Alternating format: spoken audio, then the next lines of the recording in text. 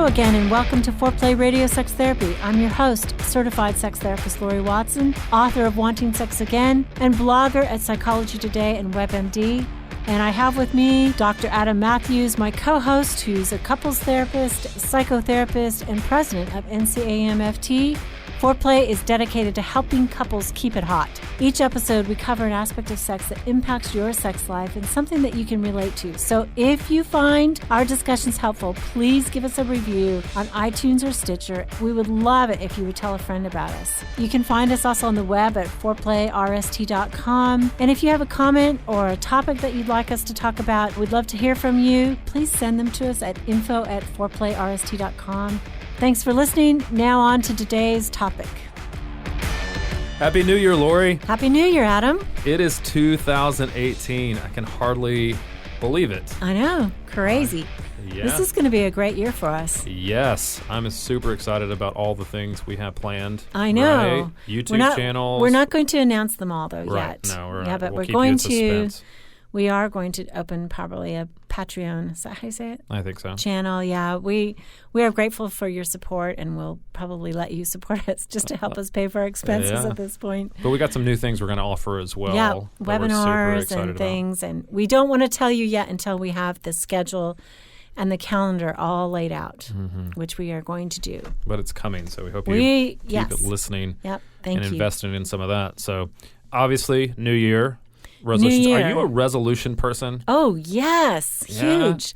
No. Huge. I mean, my husband and I, we do these things where we map out every area of our life, financially and, our body health and our household plans and our vacations. I mean, we do everything like this major thing. Not every year, but sometimes, yeah. Okay. So you're super organized about all that stuff. And not organized. You have flow charts. I am definitely not a super organized organized person. Databases. No.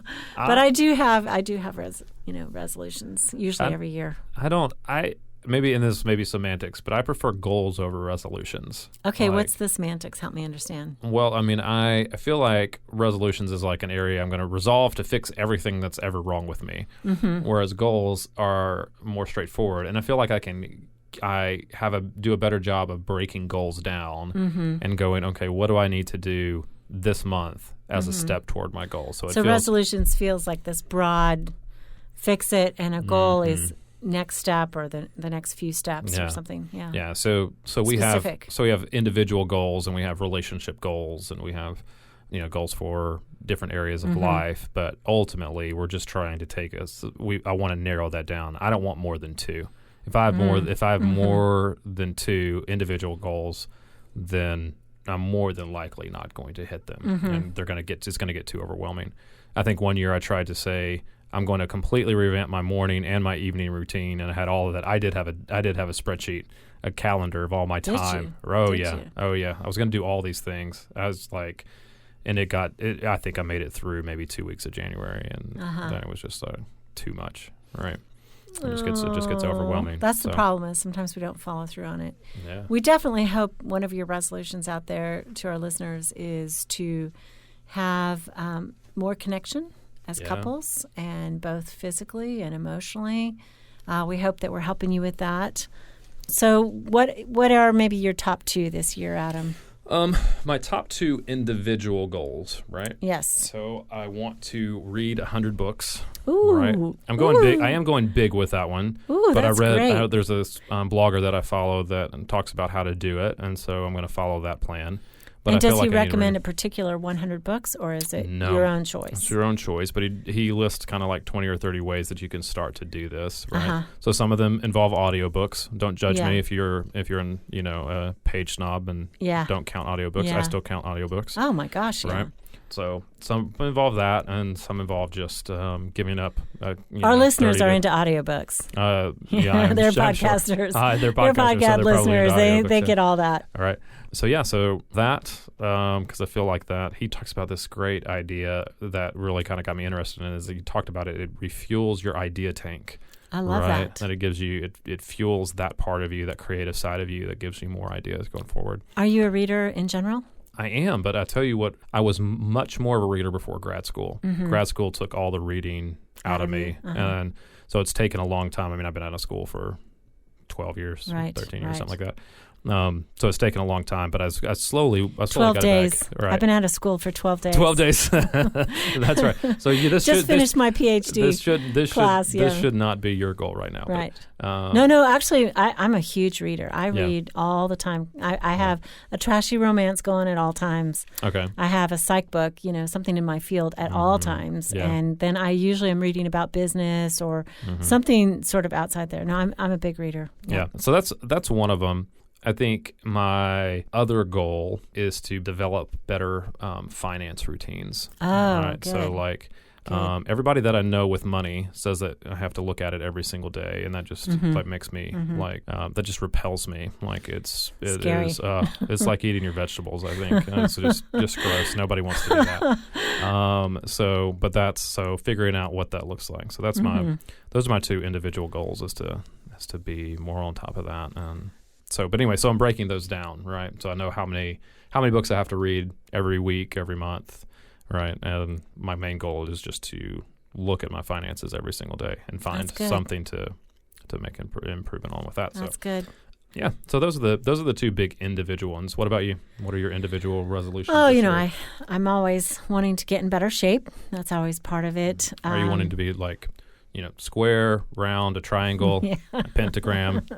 No, not a pentagram. No, an hourglass. An hourglass. Yeah, so I have one of my sons is home from college, and he's a big weightlifter. And I do lift weights. I work with a personal trainer, but not probably as frequently as I need to. And so he and I are going to think about lifting weights. He's really gentle in the way that he instructs and stuff. And so we're going to go to the gym several days a week and maybe do something else on the off days together to just try to, push back on that holiday calorie stuff. So you want your trainer to be gentle with you? Like you want an encouraging trainer? I do. That do. is building you up? Yeah, not somebody who whips me. Oh, no. I want the exact opposite. I want somebody that is screaming at me and telling me that I'm a loser, that I can do more, that I'm a big wimp, all right? Oh, that's to funny. suck it up. I want somebody telling me to suck it up all the time. Yeah. Quit complaining. Quit complaining. I basically want a drill sergeant. You want a drill sergeant. Okay. Yeah. Okay. Yeah, that's what I want. Yeah. Is it a woman or a man personal trainer? Would you prefer?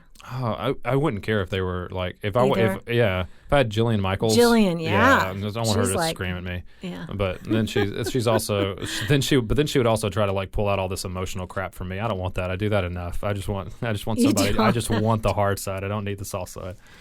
Yeah. But, yeah. I think the other thing I'm going to really focus on this year is downtime. Oh yeah, that's a good one.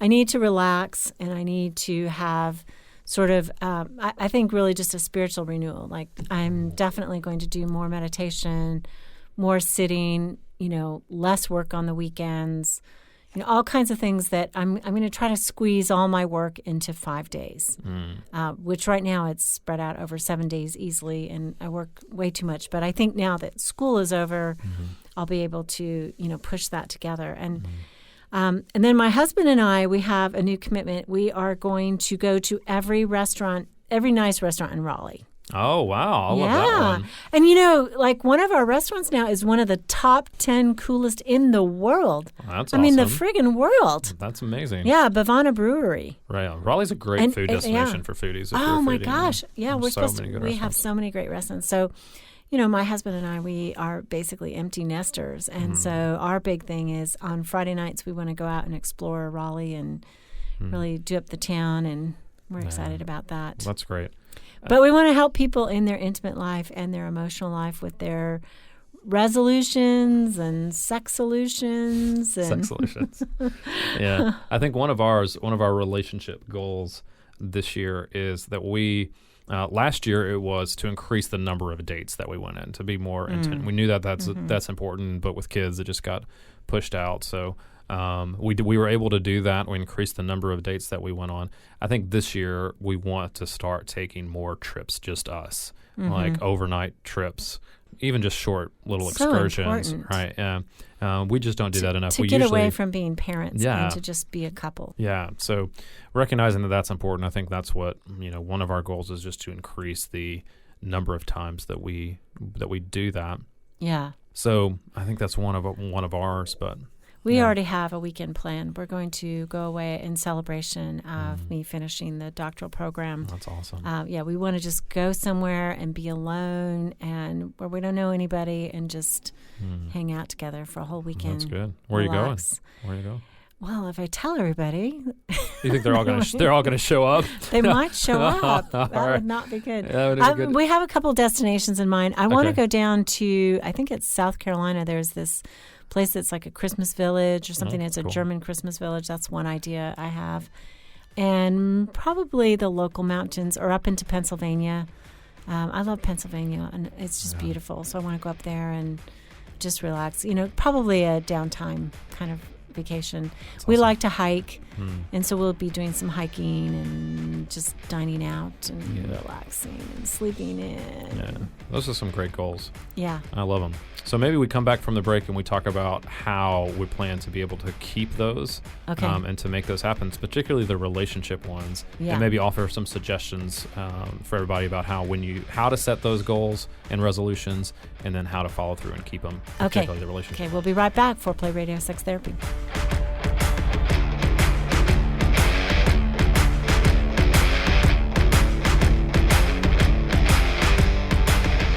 Wanting Sex Again.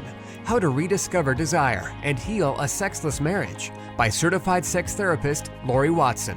Each chapter is designed to fix one of the problems that cause low libido, from early marriage through the childbearing years, even all the way through menopause. I've also had men read it and tell me that for them it was the most hopeful thing they read about resolving sexual problems. Look for Wanting Sex Again on Amazon.com. You can also talk to Lori Watson for therapy in person or via Skype. I offer couples counseling and sex therapy, and I think about both aspects of the relationship, emotional intimacy and sexual technique, and that combination together helps marriages be happy. Improve your sex and improve your relationship with Awakening Center for Couples and Intimacy. Find out more at awakenloveandsex.com. Awaken what's possible.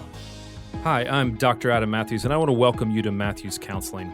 At Matthews Counseling, we believe it is our job to come alongside you in whatever difficult challenges of life you are in and help you rediscover hope and to find the strength that you have to face those challenges. We believe in people, specifically that no two people are alike and therefore they need solutions that are unique to them. We strive to create a safe and comfortable place for you to explore who you want to be and identify the obstacles standing in your way. Oftentimes, the first step toward finding help is the hardest, but it can also be the bravest. At MatthewsCounseling.net, we strive to help make the first step easy. There you will find our blog with some great resources from our therapist. You'll also find a link to our client portal where you can schedule directly with our therapist at your convenience. We offer free 30-minute consultations either in person or over the phone, so the first step is at no cost to you. Give us a call at 919-587-8018, or again, find us online at matthewscounseling.net. We look forward to working with you.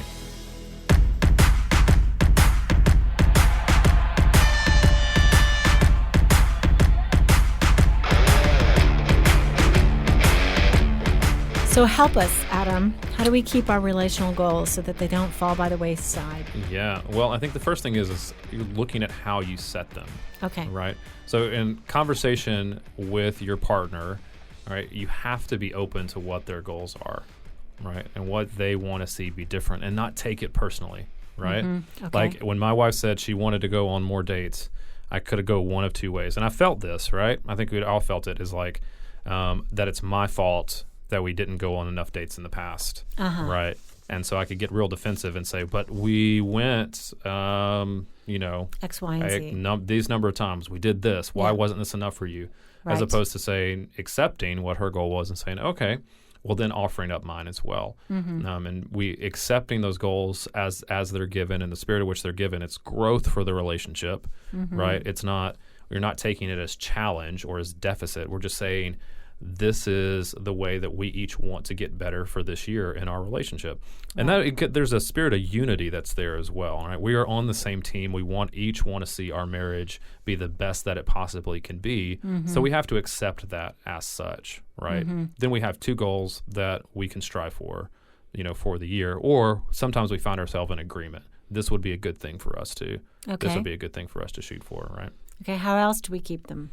I think then we also look at to make sure that they are achievable, right? If they're not achievable goals, if my wife said she wanted to go on 500 dates this year, that is not an achievable goal for us, right? We have small kids. We don't have unlimited expenses. Or revenue, right? We don't have unlimited resources. We have unlimited expenses, but there's a limit to what we can do there. So we wanted to make it something.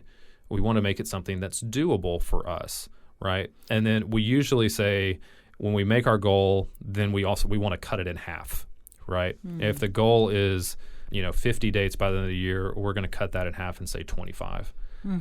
Because that's immensely doable for us. It's better to make a goal, is what you're saying, than to set something so high that it's unachievable. Yeah, because honestly, so sex 365 days a year, you're not going to do that. Yeah, absolutely. I mean, we could write a book, right? Sex 365 days a year, how to achieve it. Yeah. I think that cutting that in half. We're not lowering our expectations. We're just saying we know that if we went on 12 dates last year and we go on 25, if we double that, that's a really big deal. Yeah. Right. I mean, and this is it.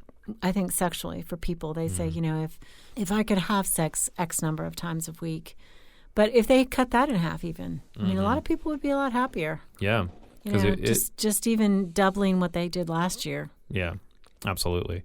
Or if we just look at how often we want to connect or have conversation, like, just anything like that becomes much more, we don't feel as intimidated by it. If I said I wanted to work out every single day for the upcoming year, man, that's super intimidating. Yeah, so it's too intimidating and too much. I will say I look at people's paperwork when they come in to see me about sexual problems. And several couples, like one person will say, I want sex 3 times a week, and the other person will say, I want sex twice a week. But guess how much they're having sex? Like 0 times a week. Yeah. 0 times a month, maybe once every 2 months, and they both want it. So it's something in the power struggle, but they're so close. And to argue to me over 2 or 3 times a week, which one is the better? It's like, just freaking do twice. Yeah. That makes you 2/3 the way happy, and the other person fully happy. And I mean, the power struggle has stopped it altogether. So that's craziness. This really worked for me when I was trying to run a marathon for the first time. I'm a runner. I torture myself in that way. That's what I do for Good fun. For you. It's awful. I hate it, and I love it. But the first time, what really clicked for me, I tried to run 2 before that and just failed. Like I couldn't. There was something I wasn't getting. And I read an article by somebody that said, like when you're going out for a run, right, we oftentimes say if we, run or set goal, I'm going to go run 8 miles today. Yeah. Right. And somebody was saying, like, if you can only do 4, that's still 4 more than you would have done if you had just totally bailed on the run. If you're not feeling good, right, you go do what you can, and you still count that as a win. Right. And I think that's the same kind of idea, is that we are not shooting. Perfection is not the goal. We have to abandon the idea that perfection is the goal. And then just say, this is more than I would have done instead. This is more like I ran 4, which is better than if I'd run 0. Yeah. I think a good sex goal is 1 in 5, like 1 in 5 times hitting it out of the park, and be happy with, 4 other utilitarian times. Yeah. I mean, I really think people think that sex is going to be magic 5 out of 5 or 4 out of 5 times, that it's 80% versus maybe 10%. Because you just can't hit it where you both feel exactly as sexual at the same moment, the same time. It's so hard to do that. Yeah. And one person isn't stressed, and one person isn't sick, and one person isn't this, that, and the other. But if people were having sex, 20% of the time, where it's really great, I mean, to me, that's fantastic. Yeah. I wonder if I make 20%. I don't know if I make 20%. Out of the park. Out of the park. Yeah. Well, I think, and you're talking about kind of frequency as well. And I also think that some good relationship goals, specifically as they relate to sex, is just increasing the frequency with which you talk about it. That you talk about your desire, or you talk about what you want. If you're the avoider. If you're the avoider. Yeah, the pursuer. We don't want the pursuers to talk more. Good Lord. Well, yes, but yeah, one friend of mine is like, I want to talk about the relationship, twice a week, I'm like, you are going to kill it. Yeah. You are going to smother it. Yeah. Don't do that. Well, so maybe their goal is to talk less, Yeah, their right? goal is But I think in talk general, less. if there are couples that have never talked about their sex Sure. life or what they want in that, right? They may have talked about that they want it more, but they've never talked about what they like or what they don't like, or having those types of conversations, or reading a good book about sex together, right? Yes. Like Wanting Sex Again by soon to be Dr. Lori Watson, Yes. right? Yes. Or other books out there that or one of our books that we're one writing of this their- year. That's right. That's going to happen. Reading that, just increasing your knowledge together, right? I think I think that's just a great goal, because you're toward that goal of increasing your intimacy and building your sex life together, Yes. which I think could be some great goals. The other thing I think is that you have to break it down. You have to break that goal down into steps that you know what comes first. Okay. Right? If we say, Well, Adam, you're good for me. All this stuff, I don't do this very good. I don't do this very well. well, I think we think a lot of times that goals just kind of magically happen, right? And when we get the order of things, out of we get things out of order, and so if we don't know what comes first and then what comes next, we don't have a plan. So the goal, again, even if I said, we want to go on 25 dates this year. Well, how are we going to do that? What do we need to do first? For us, the first thing is we need to figure out who our babysitters are, right? And making sure that we're going to. And if you have small children, I think you should contract with a babysitter forever. I mean, it's like contract the year. Say, look we go out to eat every 2 weeks. We want you to come babysit. Can you get that on your calendar? Yep. So that a young person who's your babysitter, can organize their life around it, and you don't have to call them every week or whatever. Well, and you're talking about something else too that's really good, is that you prepay for those things. Anything that you can do ahead of time. If you want it, like we want to go away together more often this year. That's one of our goals. So we're going to prepay at the beginning of the year. We're going to pick our spots that we want to go to. We're going to pick our dates, and we're going to prepay for it. Right? Now, not everybody has the resources to do that. I understand that. But whatever you can do to do it ahead of time, to already go ahead and put it on the books, like knowing what needs to happen. If you need to get a babysitter, you already are getting somebody. If it's a goal around your sexual relationship, right? All right, you may want to go ahead and reserve. Purchase the toys on Amazon. There you go. That's a good one. That's a good one. Purchase the getaway. I just had to throw that in. Well, one of them may be it may be that you're taking a step toward it. It may be that your partner needs the master bedroom redecorated before they are willing to commit to being more intentional about your sex life. So go ahead and do that. Right? Set that. I mean, if you're setting goals for the new year, definitely think about the eat out budget, the go away budget, the master bedroom budget. Mm-hmm. Right, and going ahead and setting some time aside for that. So if you need to do it yourself, the lingerie budget. Yeah, that's right. The sex toy budget. that line. Don't put that as a line item. Do not worry about Amazon purchases. Right. But that's the kind of whatever you can do ahead of time is going to go a long way toward actually achieving that goal. So in order to make it happen and make it stick, you want to be non-defensive about your partner's goals.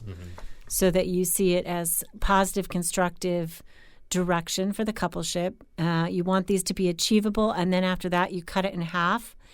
And then after that, you also design steps to actually get there. Yeah. Right? And I think one more thing that I would add as well is then you tell somebody about it, that this is going to be your goal. So accountability. Yeah. People that have somebody that's holding them accountable are way more likely to actually keep that goal or keep that resolution than if not, right? And it's not a rigid thing, but it's somebody that's going to encourage you, that's going to ask you about it. You're putting it out there in the world, and in that way, you're giving yourself the best chance to be able to do that. Yeah. So in terms of making an intimate goal, obviously putting that out there with somebody who supports you as a couple. I mean, I know I have girlfriends I can tell who, don't support me as a couple, who would only be on my side because they're too old of a friend, they're going to be on my side. That's not the person to tell.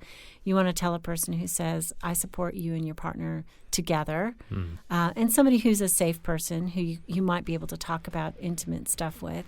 Like, this is really important to us. Yes. So I'm making this important. That would be good. Yeah, and you don't necessarily have to give all the details. If it's super intimate, you may not have to give them all the details, but give them enough information that they can ask you about it and ask you how you're doing with it, how's it going. Yeah. Yeah. Okay, so Happy New Year. We wish you much love, much joy, much warmth in and out of bed. Yeah, in 2018. 2018. Thanks for listening to Foreplay. Happy New Year, everybody. Hey, help us stay on top here at Foreplay. We'd love it if you would subscribe and share it with your friends. And please take 1 sec and rate and review us. Thanks so much.